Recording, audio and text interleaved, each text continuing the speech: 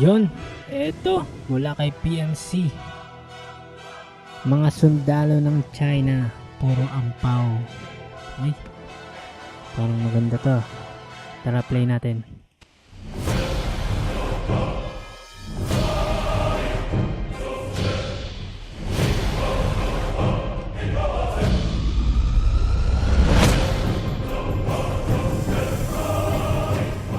People's Liberation Army o PLA, ang buong hukbong sandatahan ng komunistang China, ang pinakamalaking army sa buong mundo. Pinaniniwalaang walang singtapang ang mga sundalo. Hindi umuurong sa kahit anong gulo. Walang katapat at walang kapantay. Kinatatakutan sa buong Asya. Kinababahala ng marami dito sa Pilipinas. Namamangha ang mga netizen sa mga pinalalabas ng mabagsik na militar. Tila ba kahit ang armada ni San Miguel ay walang binatbat. Subalit magugulat ka sa malalaman mo na ang mga nakabibiglang ulat sa social media hinggil sa kakayahang militar ng Chinese PLA ay hindi lahat lehitimo. Mayroong mga naniniwala at marami din namang naghihinala. Ang tanong, totoo ba?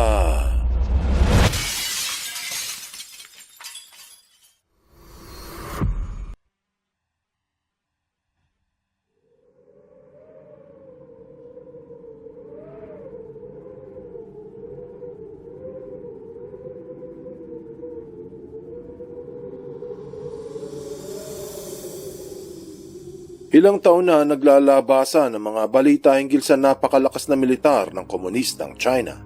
Araw-araw aktibo ang mga social media platform na nagpapakita kung gaano kagiting, katapang ang mga sundalo ng People's Liberation Army.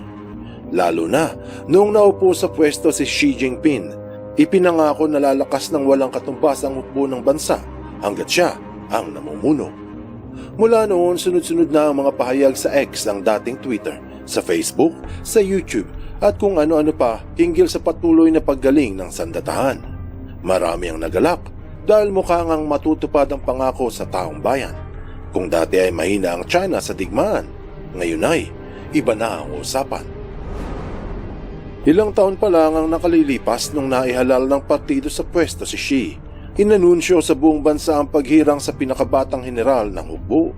Hindi lamang ito basta-bastang batang general. Siya ay isang henyo. Taong 2015 inulat sa The Guardian na ang apo ni Mao Zedong ay itinalagang pinakabatang general sa kasundaluhan ng bansa. Kinikilala ang lalaki ng mga inchik katulad ng kanyang lolo, ang ama ng komunismo sa bansa. Kasabay nito ang simula ng modernization sa militar, ang paggawa ng mga makabagong sandata panlaban, kakaibang uri ng armas, mga orihinal na disenyo sa China na hindi pa nakikita ng mundo. Isa-isang naglabasa ng mga makabagong sandata ng militar, mga made in China na howitzers, armored vehicles, rocket launchers, mga tangke at marami pang iba. Tapos noong taong 2016, pinahayag mismo ng mga komunista sa kanilang State Council Office ang inaugurasyon ng bagong tatag na PLA Rocket Force sa bansa. Ang ahensya na mangangasiwa sa lahat ng mga may kinalaman sa paggawa ng mga bomba at pasabog ng militar, kasama na ang sandata nuklear. Ang laki. Ang laki ng gamit nila, no? Pang nakakatakot talaga. Dahil sa mga pagbabago, pinuri at hinangaan sa social media ang PLA. Mula nang pumwesto si Xi Jinping, maririnig at mababasa sa kahit anong platform ang tema hinggil sa napakalakas na Chinese military. Sunod-sunod din ang paglabas ng mga litrato na nagpapakita ng walang humpay na pag-iensayo ng mga sundalo. Isang beses kasama pa ang Canadian Army sa malamig na rehiyon. Patunay sa katatagan ng mga inchik sa kahit anong kondisyon. Pero pag-iensayo para saan? Taong 2018, sinabi sa The Strategist na marahil gusto ng China na atakihin ang isa sa kanilang mortal na kaaway, ang Estados Unidos. Sa pahayag na ito, nabahala ang maraming bansa, lalo na yung mga nasa Asya, katulad ng Taiwan at Japan. Marami din sa Pilipinas ang nabahala at nagpahayag ng kanilang sentimento hinggil sa nagaganap ngayon sa WPS na kesyo huwag daw lumaban sa China dahil mapupulbos lang ang Pilipinas. Is author of The Coming Collapse of China, as well as China is Going to War. Meanwhile, a new report from the Joint Cybersecurity Advisor. Ganun pa man, marami ang nagdududa sa bagong lakas na pinamamalas ng mga komunista dahil wala nga itong karanasan sa mga labanan. Isang katotohanang mahirap itanggi ng kahit sino man. Pero kalaunan, sa ikinagulat ng madla, ipinayag ng China Arms tagapag-ulat ng mga komunista noong buwan ng Oktubre taong 2021 na aksidenteng nailabas ang ilang litrato ng mga kawawang Indianong sundalo na natalo ng China sa labanan sa Ladakh. Pinakita ang mga sugatan, puro pasa at tila walang laban. Ayon sa mga ulat, 300 Indiano ang napatay ng mga Inchik. Tapos sa kabila, pinakita ang litrato ng mga nagwaging sundalo ng PLA. Partida pa, kaunti lamang sila. Ang pagwawagi ng PLA laban sa mga Indian soldiers sa rehiyon ng Ladakh ay patunay na malakas na talaga ang militar sa bansa at hindi na pwedeng punahin na ito'y walang karanasan sa labanan. Kaya sa Pinas, dumami ang umidolo sa mga Inchik. Binalita ng The Print ang isang video na nagpakita sa pagpugay ng mga sundalong Inchik sa kanilang bandila matapos ang labanan sa Ladakh. Sa video makikita ang mga kumakantang sundalo kasabay ng isang epic na tugtog. Marami sa social media ang nag-post ng kanilang makapagdamdaming pakikiramay at nagsabing naiyak sila sa video dahil sa kabayanihan ng mga sundalong Inchik. Patunay lamang na handa na sila sa anumang labanan.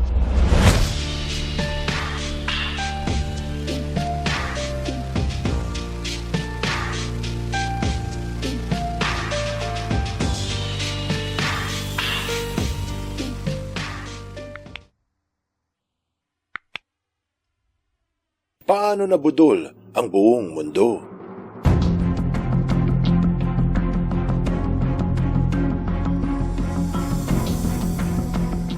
Dahil sa pagkapanalo ng PLA laban sa mga Indiano, sumabog ang social media. Tuluyan ang kumalat ang mga balita sa napakalakas na militar ng mga komunista. Naging usap-usapan ito sa mga platforms. Marami ang nabahagang buntot na parang pasangaso. Pero teka muna, may ilang napuna sa mga pinalalabas na video. Yung isang kumakantang sundalo sa Ladakh ay isang artista, si Wu Jung sa pelikulang The Battle of Lake Changjin. Sikat ito sa China kaya namukaan ng ilang Weibo account.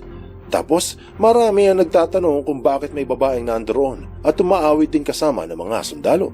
Dahil namukaan ito ng ilang Inchik, isa ring artista na si Shinan sa 2007 drama series na Jianxing Jianzia.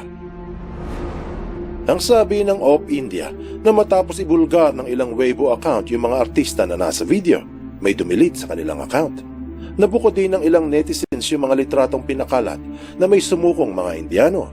Dahil sa iba-iba ang uniforme ng mga nasa video, yung jacket ay iba-iba ang kulay, tapos may ilang mali ang suot na army boots.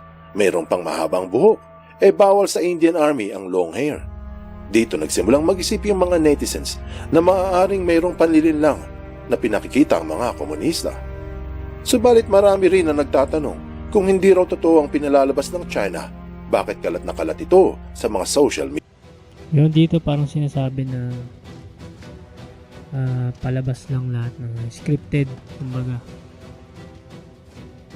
Parang mga binayaran lang ata yung mga tao na yun. Yung mga Indiano. Feeling ko ganun yung ginawa dito. Media. Ayon sa foreign policy, ilang taon lang matapos ang pangako ni Xi Jinping na palalakasin ang hukbo ng bansa, napagalaman na mayroong halos kalahating bilyong peking social media post mula sa mga Chinese trolls ang biglang naglabasan sa internet. Pumupuri at sumasang-ayon sa mga videong gawa ng PLA. Iyan ay noon pang mga nakaraang taon.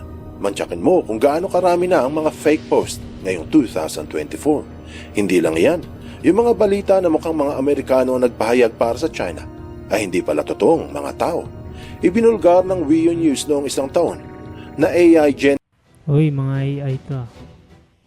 generated yung ginamit na news reporter ng mga komunista. Sa madaling sabi, ito ay deepfake. Tapos yung palang litrato ng PLA na kasama ang Canadian Army na nag-iensayo ay peke din. Nahuli sa Boom Live na ito ay lumang litrato at hindi pagsasanay ng China sa Ladakh. Ayon sa ulat, ang mga ito ay kuha noong pang 2018 at 2014 sa kanilang joint military drill. Nabuko din ng Medium yung mga litratong nagpakita ng mga sundalong inchik na nakapasok sa isla ng Taiwan. Ito pala ay mga Taiwanese na nag-ensayo noong taong 2017 pa. Pati yung balita sa mga tangke na nakapasok raw sa Taiwan.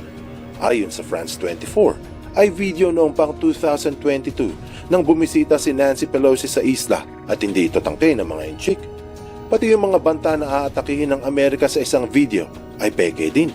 Dahil binalita sa ABC News na yung ibang clip sa video ay hugot sa ilang action movies. At yung pinakabatang general na apo ni Mao Zedong na di umano ay henyo raw, napatunayang hindi naman. At marahil may pagkasintu-sintu pa dahil nung ito ay pinasulat ng mga malalalim na kasabihan, makikita na hindi ito maayos magsulat. Pinakita pa nga na nagkamali ito ng spelling sa isang Chinese character. At noong inanyayahan ito sa isang programa, nagsimulang magduda na talaga ang marami. Kung ito ba ay henyo o isang palabas na naman. Yung sinasabing state-of-the-art na bagong sandata para sa modernization ng China, ang sabi ng USNI ay mga gaya lang pala sa ibang bansa at hindi orihinal. Kaya naman marami ang nagsasabi na ang lakas ng militar ng China ay hindi totoo.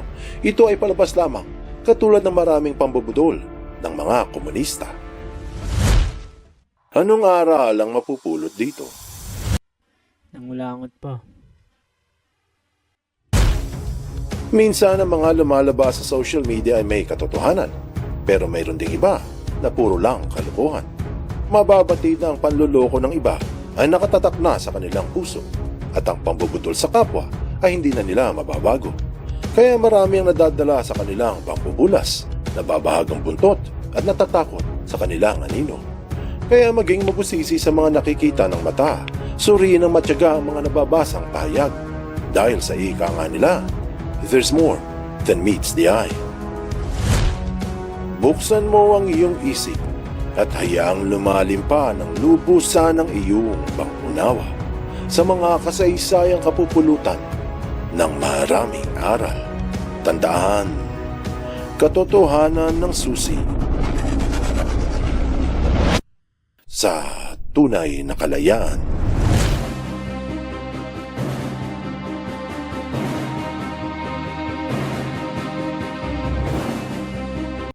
Yun, alright. O kayo mga tol, ano sa tingin nyo? May hina ba talaga tong mga incheck na to? Mga ampaw ba talaga sila? Yun, comment nyo na lang yan sa baba. Yun, maraming salamat dito kay PMC. Alright.